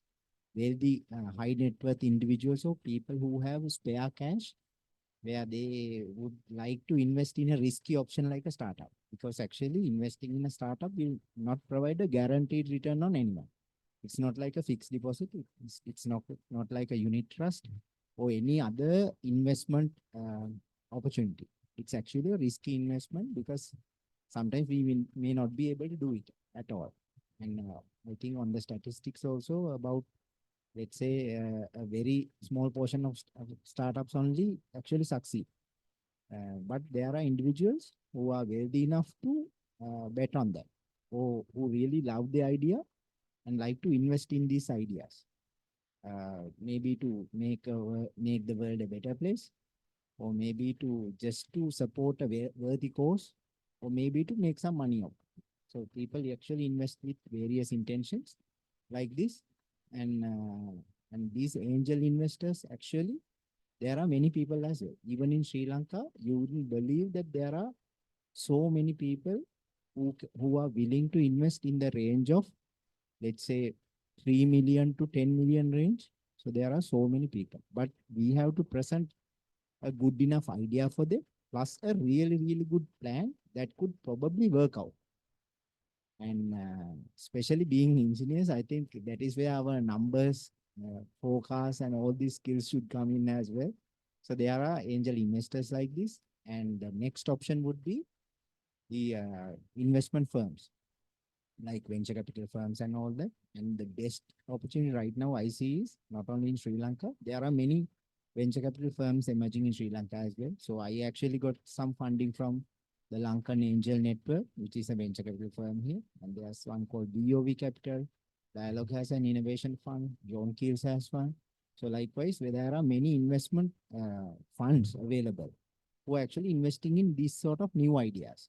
But then again, we have to present them a good enough plan, a pitch deck, and all that. And these are pretty standard stuff. You can find it online. And I believe, apart from all of that, now there are plenty of opportunities to apply for foreign venture capital. Now, all these investors out there in the world, or the venture capital firms out there, I think these things are just an email away right now. So we have a world of opportunities right now. And the final funding, and I think a good joke in this area would be, now there are more venture capital firms in the world than the number of startups available. If I repeat that, there are more venture capital firms in the world right now, more than the number of startups. So actually, there are more people willing to spend on startups than the companies out there. So that is the huge opportunity. And the last funding opportunity I should highlight is the startup accelerators, grants, and that sort of stuff. So there are many competitions happening, many startup accelerators happening. Even in Sri Lanka, we actually got when we were actually trying out this idea of Magic Bit and all that, we actually got an initial grant from this program called Spiralation by ICTA. So we actually got around, I think, maybe 1.5, right? 1.5 million rupees. Just so actually we got a safety cushion to test our idea. Right? Basically, without spending our own money, we got 1.5 million to test our idea. So likewise, if you can apply for these competitions, grants, and startup accelerators and all that, you can tap into free money or else very low equity money. And so that is another area. And if you can actually tap into a grant or something, that is actually free money basically. But you have to prove your case, have to build a really, really strong point why they should actually invest in you or spend money on you. So likewise, honestly, when I think back, I believe that, and even in our case now, we also haven't actually been succeeding every point, but we are also constantly trying it. And especially I actually, at a certain point, I actually honestly wanted to get some funding from a foreign venture capital firm. I tried it so hard, but I couldn't do it. But now I realized that I didn't actually develop a strong enough case for them to invest in our company. And likewise, I think now there are plenty of opportunities like this. And honestly, there are more money out there available for investment, but we don't have bright enough ideas to get that money. So that is what I believe right now. I think for the investments and the funding, I think we got a very good answer for all the novel entrepreneurs. I think if you are with us, you have a great opportunities in the industry for your fundings and investments. So there's another important question. This question is for Engineer Kirti. So there are a lot of regulatory bodies in Sri Lanka. For example, in our case, we have TRCSA. Likewise, there are a lot of regulatory bodies in Sri Lanka. And when we have a product, then there can be a lot of issues. So we have to be updated that whether this product is according to the the points given out by the regulatory commission and those things. So my question is, how do you navigate regulatory challenges when launching new product or service? And also I want to when I answer to this regulatory question, I very localized thing I want to add related to ISL regarding the funding. So ISL has launched a loan scheme for the ISL members for 5 million rupees. I think as a subsidized fee, right? But most of the time, our engineers they were getting that loan and we got a vehicle or build a house, right? 10. Okay, sorry about that. Okay, 10 million. So it's a really good amount of money, right, to start a business. But I'm not saying building houses bad, but you're kind of investing your money into a liability, right? You're building a liability, right? Why? I mean, at the very beginning, you can invest that money and get some return, and then from that return, you can build the house, right? So I think if you can do that, right, that is something you can immediately use without, because that is with no collateral even, right? Being an ISL member, you can get eligible to that, right? Maybe if the ISL can take some initiative to take it forward, maybe they can ask for some grace period from the bank if they are starting a business. So I'm just adding some thoughts, right? So, yeah, because if it's the cream of the country, right? So if we have, ISL has done a great job by getting the banks to accept the ISL membership as the collateral to issue this loan. I think that is something really good because they have a sort of idea about their intellectual capacity. But when they are starting a business, banks have no trust because banks has a trust on their vehicle or the house. They give that loan, but they don't have the trust on their business idea. So that is the area that ISL has to learn. And we as budding entrepreneurs, we can support. And also, like I personally, I did that. I got that money, I got that loan, and I invested to that business because at that time I didn't have money to do that. No, at the very beginning, I was looking for the source of funding. So even though it's some interest, so the debt funding can change the gear of the business, like that changed the gear, right? So you have a completely different gear ratio in your business, then you can drive your business. So I mean, later on, I found that, but unknowingly, right, without that knowledge, I practiced that. And then the other thing is the National Science Foundation, right? I personally managed to got National Science Foundation grant, and that was a really good thing for our team. So not only the grant money, we managed to access the research community. We managed to access all the leading resources, leading professors in the country through that network. So that is very important for any growing business. So I just wanted to add that to Nigara's answer, because the people who are listening to us may want to start something or may know someone who want to start something like that. Then they can share this knowledge, because this is possible and very practical. And not like our time, and now National Science Foundation is very much geared into these kind of things, right? So therefore, I think your application will get processed very fast, and you will get to this milestone very really soon. And now I'm going to answer your question, original question about the regulatory body. So we always see these regulatory bodies as a hurdle.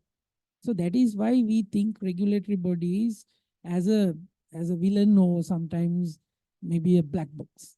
But the regulatory bodies are something really good. First, change your mind about the regulatory bodies. The regulatory bodies regulates the market and regulates the competitors who are taking like undue advantage. So the regulatory body's role is that regulatory bodies are there to regulate the market entry and the well-being of the market. Like say everybody follows that regulation. So therefore, when we did that, the main regulatory body was the NMRA. So we have been following that guideline, because that is important. When we go through that process, we know that we have done all the necessary things, and then we are legally protected in the market. So in the TRC also, same thing. So that is there to govern the whole market. Assume TRC is not there now. People see this as a hurdle. If it is not there, then none of these companies will be able to have a fair situation in the market. So market has to be fair. So that is why we have a regulatory body. So therefore, we think about the regulatory body in a very positive way. And then the whole equation gets changed.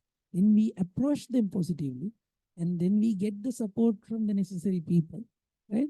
And they also guide us, because they know that these guys are thinking them as a as a supporter, as a helper. And then so that has been the model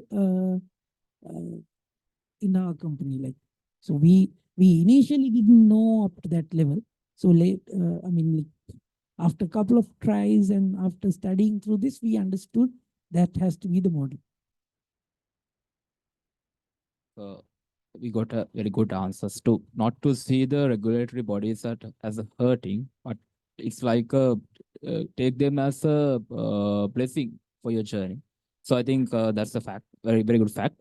So I think we have got more than the time we are planned. Also, I also need to give the audience a chance as well. So I just cut off some of my questions as well. There are a lot of questions to ask to share a lot of knowledge. So this time I'll ask the last question with Engineer Tarindu. So this is about your experience in entrepreneurship journey. I think we get a lot of failures in our journeys as well. So I want you to share a failure from your entrepreneurship journey. And I want to know how did you face that? And at the same time, I want to know what did you learn out of that?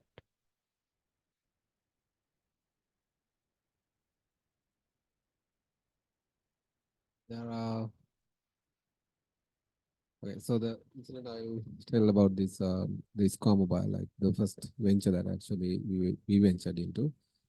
So one thing is one way was like, I mean, we actually built this first product, web puzzle, and that became a success for me. So I thought, entrepreneurship is easy, that I can build a product and get users likewise. But some of the products that we built after that was not a success. And we had this product actually came to a prime time, and this has a really good success, and start generating revenue for us as well. But at some point, like in 2016, there was some regulatory changes happened in this Nigerian market about these value-added services.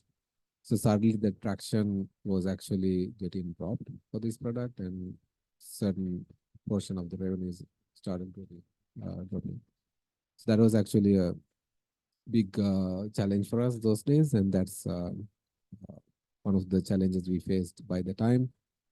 Then we didn't have like a proper another good. I mean, we had products, but we wanted actually proper product to the market. So that's how this the shout out product we actually came into the market much more aggressively, started doing that. So that 2017 we converted to a separate venture and started that journey with that.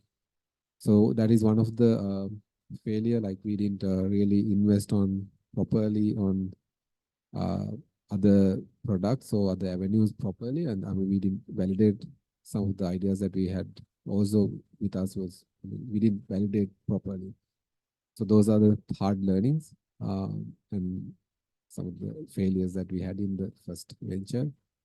Yeah, so that was a learning, and then we started the shout out, and we started building this product around that. So Thank you very much, Engineer Tarindu. So I think we had a online audience and a physical audience as well. So this is time for you. I think if a few people are with us online joining for the 2 hours, I have this is the opportunity for you. If you have any question, you can ask now. And as well, if the physical audience have any question, you can ask now as well.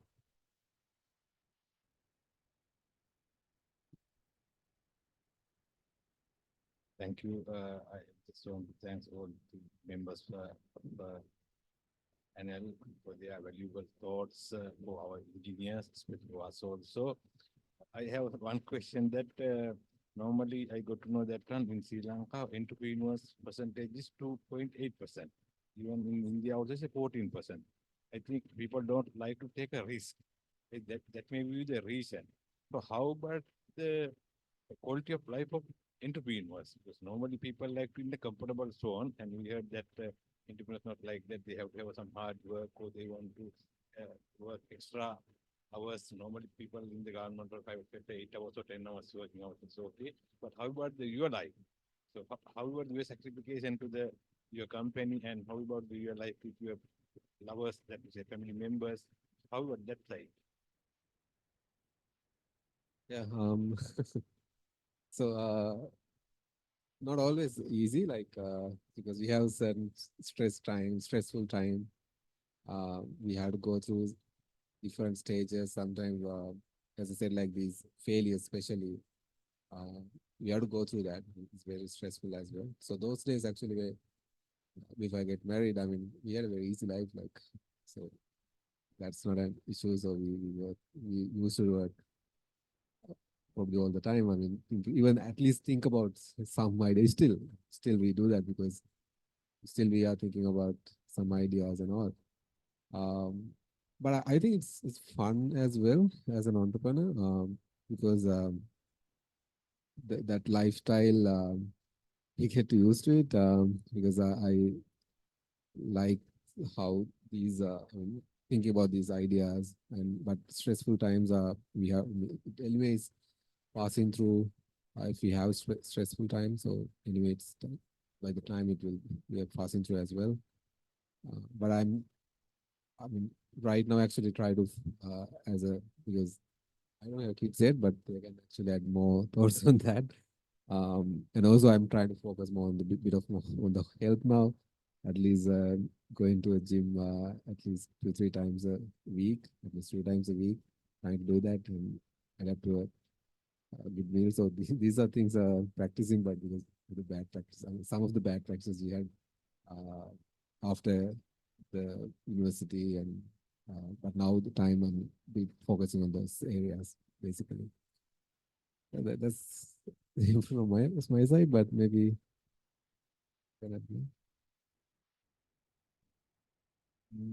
Yeah, I think when it comes to the quality of life and the life conditions, honestly, now I used to do a corporate job for about 8 years before becoming an entrepreneur.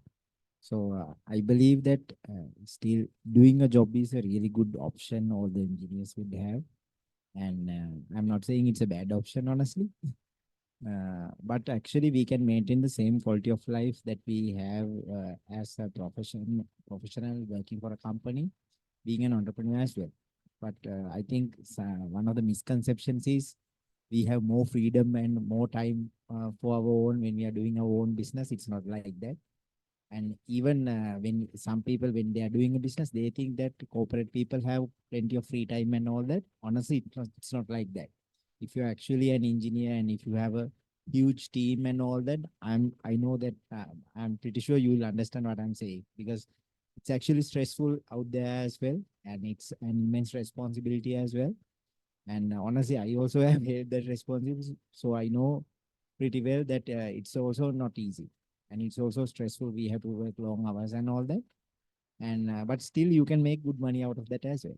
And similar to that, even by doing a business, we can maintain the same quality of life. But one addition to that would be, now there's a limitation for the amount of, let's say, wealth that we can acquire by doing a job.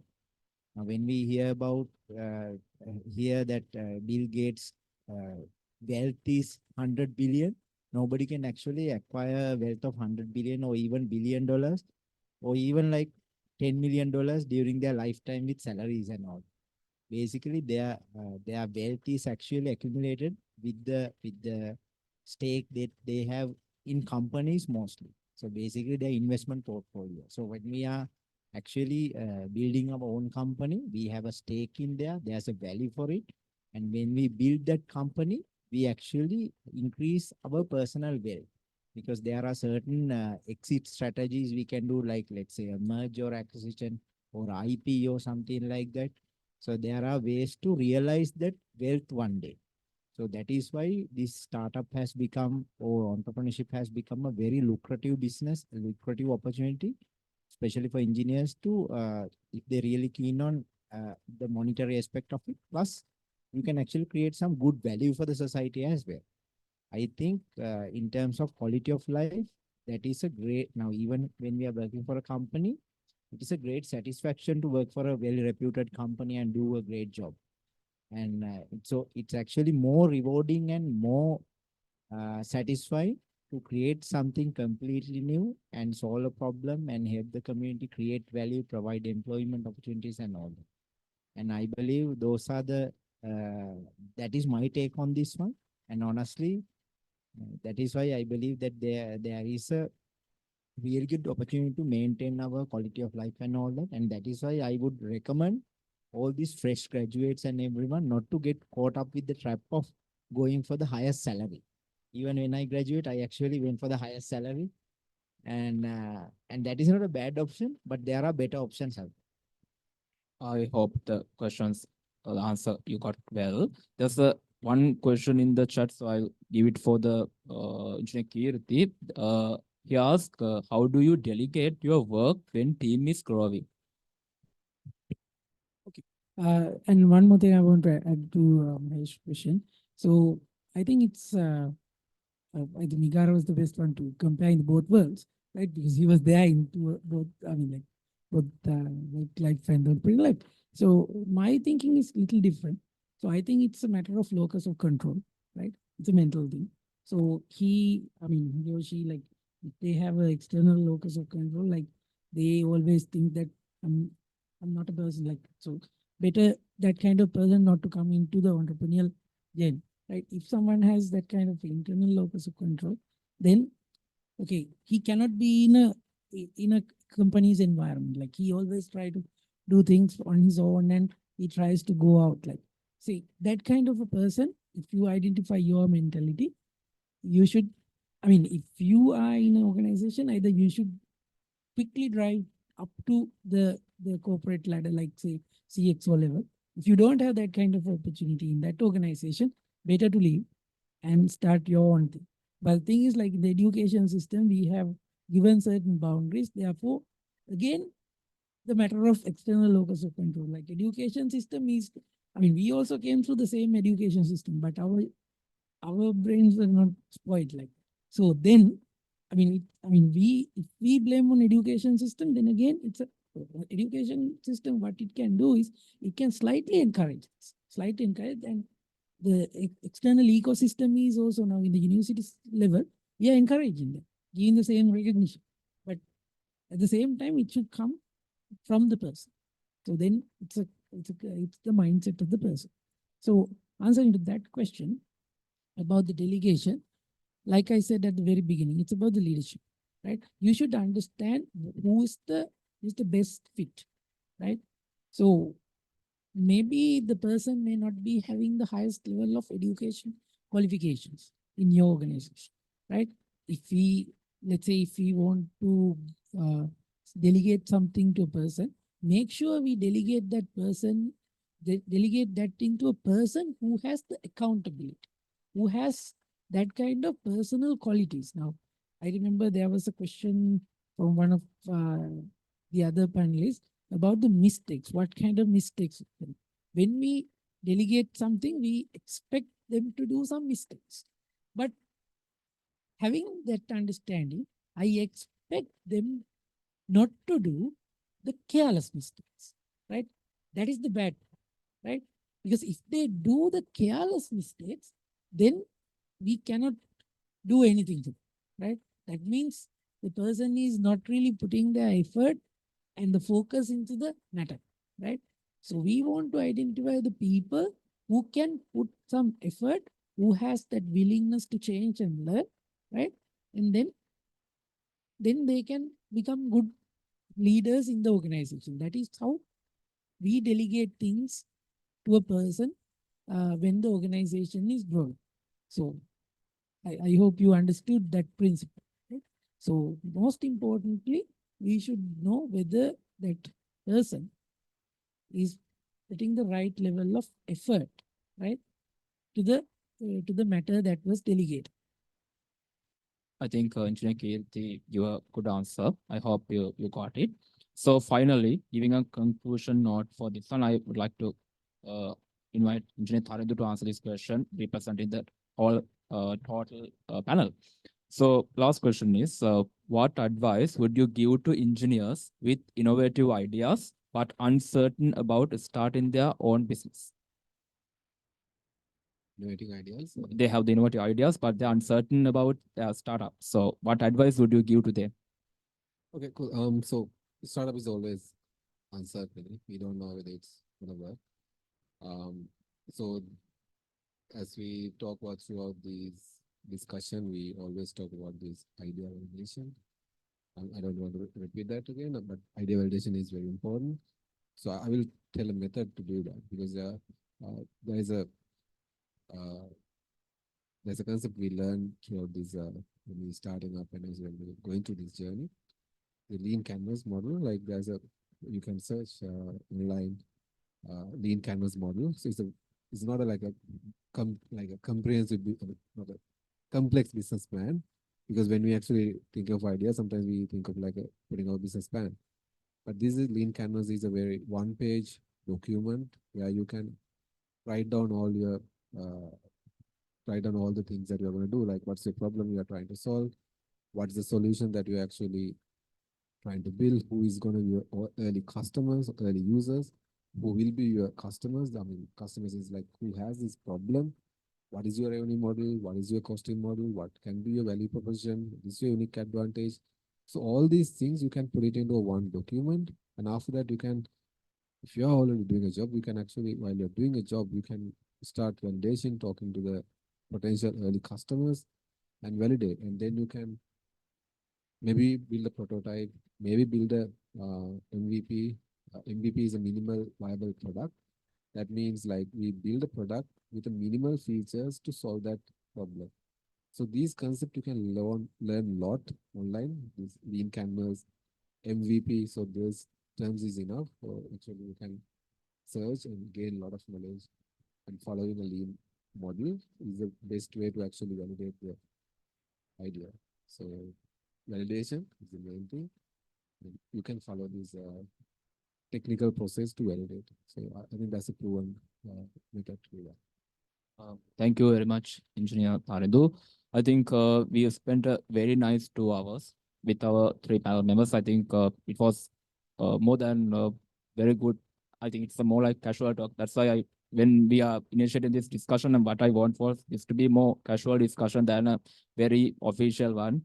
So when you ask that's why when you're asking what is the scope for the event, I just want you to come here without the tie as well, because it's when you are comfortable, so you can talk openly more than other times. So thank you very much for your insights, your valuable opinions. I think the online audience and the physical audience as well enjoy these 2 hours very much. I think we have kept the recording of this session, and we will later publish this one as well. So people who couldn't join to this session will be able to get your insights there as well. So without being further delaying, I would like to invite a chairman, Engineer Dushanta Vanarachi of our Electrical, Electronic and Telecommunication Engineering Sectional Committee to present the token of appreciation as well. Excuse me, please. Okay. I wanted to call him as well because since he's your mentor, that's why I was asking him to it. It's okay. We can. I would like to invite Chairman Engineer Dushanta Vanarachi to present the token of appreciation for our panelists. First, I would like to invite Engineer Migara Amitodana to receive his token of appreciation.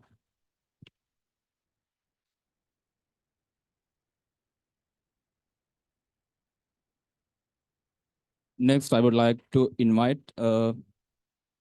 Engineer Kirti Korituakko to receive his token of appreciation.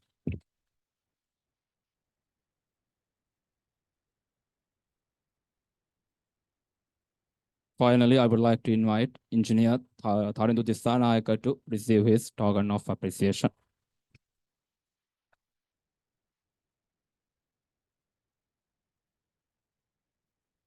Thank you very much, panel.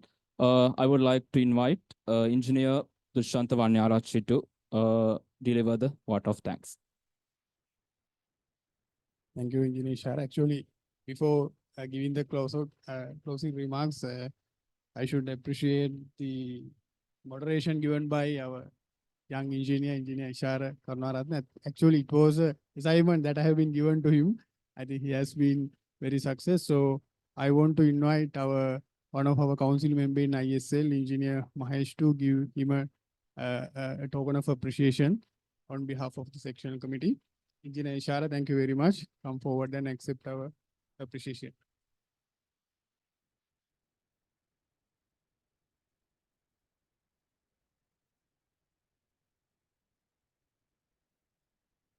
So dear members, it was a live recording in Mysuru studio in ISL. So we were discussing a very very important topic here today.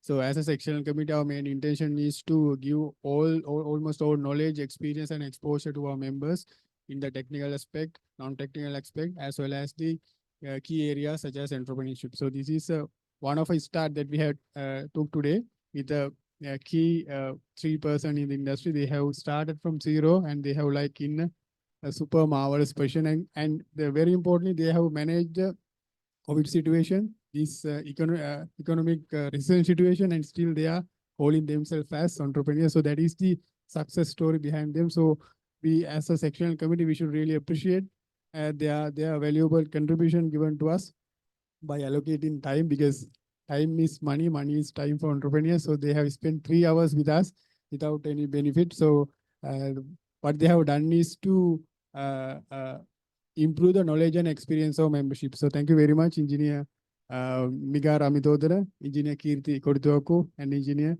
Tarindu Disanayaka. And thank you very much all the online audience who joined with us today and give away your thoughts and ideas and valuable insight to develop this discussion, move forward. And thank you very much, Engineer Ishara Karnaratna, for arranging this. He has done a very good job. He worked hard to arrange this program for like last 1 month by coordinating these resource persons and all. So he was very keen on this area. That is why I invite him to do this program. So thank you very much. Thank you very much all the audience physically participated today, especially our one of our council member, Engineer Mahesh, who's with us, and one of a successful entrepreneur. He was very silent today. He's the MD of Luminex now, I think, if I am not mistaken.